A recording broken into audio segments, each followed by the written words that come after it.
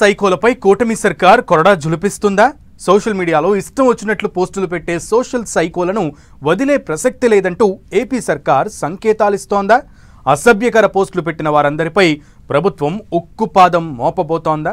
అది ప్రతిపక్ష వైసీపీ అయినా లేదంటే సొంత పార్టీ వారైనా సరే గీత దాటితే వేటేనా? కూటమి ప్రభుత్వం చర్యలతో సోషల్ సైకోల్లో వణుకు మొదలైందా? Take a look on the story.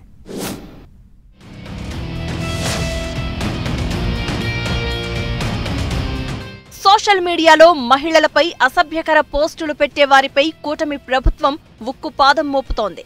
నోటికి ఎంతొస్తే అంత అన్నట్లుగా సోషల్ మీడియాలో రెచ్చిపోతున్న సైకోగాళ్లపై ప్రభుత్వం కొరడా ఝుళిపిస్తోంది.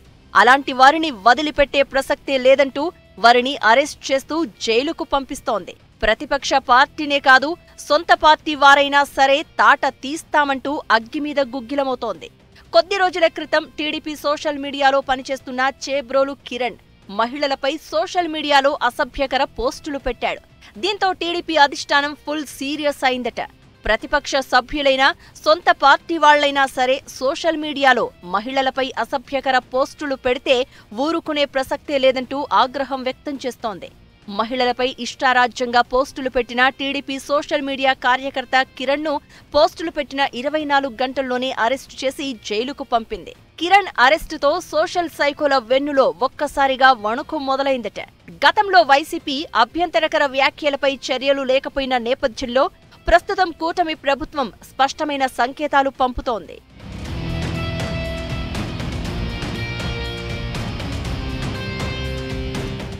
సోషల్ సైకోలు ఏ పార్టీలో ఉన్నా అణచివేయాలని కూటమి ప్రభుత్వం కీలక నిర్ణయం తీసుకోవడమే కాదు, దాన్ని వెంటనే ఆచరణలో చేసి చూపించిందని రాజకీయ వర్గాలు భావిస్తున్నాయి.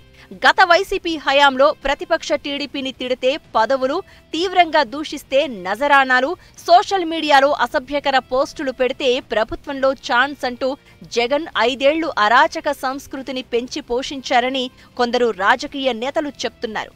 అయితే ఇలాంటి వాతావరణాన్ని ప్రక్షాళన చేయాల్సిందే అంటూ నిర్ణయించిన కూటమి ప్రభుత్వం వెంటనే యాక్షన్ ప్లాన్ను అమలు చేసింది అన్న చర్చ పొలిటికల్ సర్కిల్స్ లో నడుస్తోంది. అందులో భాగంగానే ఇప్పుడు సొంత పార్టీ కార్యకర్త చేబ్రోలు కిరణ్ పై టీడీపీ వేటు వేసిందట. ప్రముఖులపై, వారి కుటుంబ సభ్యులు, మహిళలు, చిన్నారులపై సోషల్ మీడియాలో ఇష్టం వచ్చినట్లు పోస్టులు పెట్టే సంస్కృతికి కూటమి ప్రభుత్వం తొలి నుంచి వ్యతిరేకంగా ఉంది. దీనికోసం 2024 నవంబరులో ప్రత్యేక పోలీసు బృందాలను కూడా ఏర్పాటు చేసింది. వైసీపీ సోషల్ మీడియా యాక్టివిస్టులతో పాటు టీడీపీ, జనసేన క్యాడర్ పెట్టే పోస్టింగులపైన ఈ బృందాలు సీరియస్ గా నిఘా పెట్టాయంట.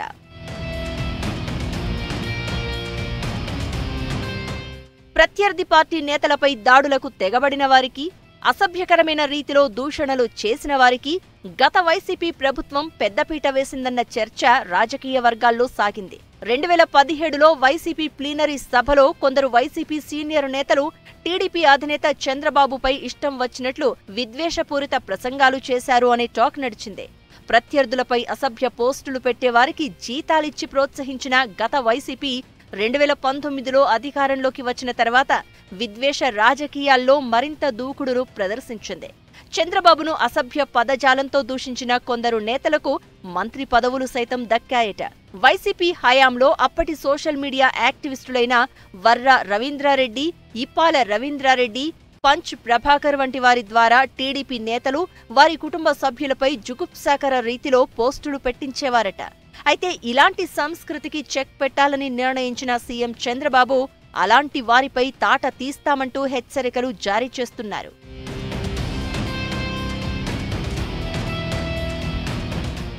తప్పు ఎవరు చేసినా, అది విపక్షమైనా స్వపక్షమైనా సరే అలాంటి వారికి శిక్ష తప్పదని కూటమి సర్కార్ హెచ్చరికలు జారీ చేస్తోందట.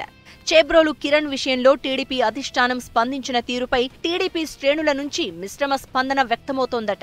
తప్పు ఎవరు చేసినా తప్పేనంటూ అధిష్టానం చర్యను సమర్థిస్తూ కొందరు టీడీపీ కార్యకర్తలు పోస్టులు పెడుతున్నారట.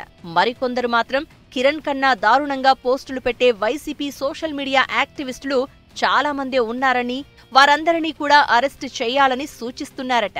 అయితే సోషల్ మీడియాలో ఇష్టం వచ్చినట్లు పోస్టులు పెడితే మాత్రం రాబోయే రోజుల్లో మరిన్ని అరెస్టులు తప్పవనే సంకేతాలను కిరణ్ అరెస్టు ద్వారా ఇచ్చిందని రాజకీయ వర్గాల్లో చర్చ జరుగుతోంది.